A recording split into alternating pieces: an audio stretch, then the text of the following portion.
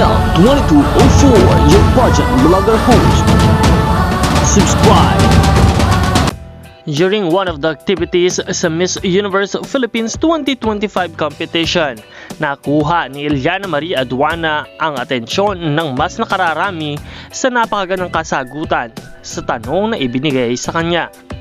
Talaga namang hindi maipagkakailang the best in public speaking and communication skills itong si Iliana Marie Aduana ng Siniloan, Laguna. And now let's watch her Q&A round.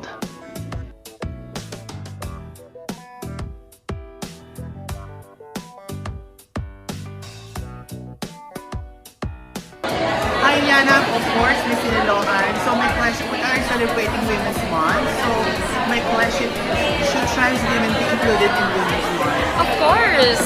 The definite answer to that is yes. Especially that, well, trans women, from the name itself, women, so we also celebrate them.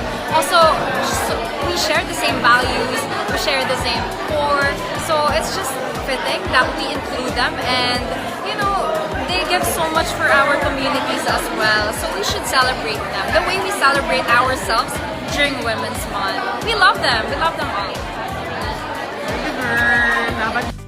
Magkita po tayong muli sa susunod na video. Maraming salamat sa inyong panonood at maraming salamat sa iyong pag-subscribe.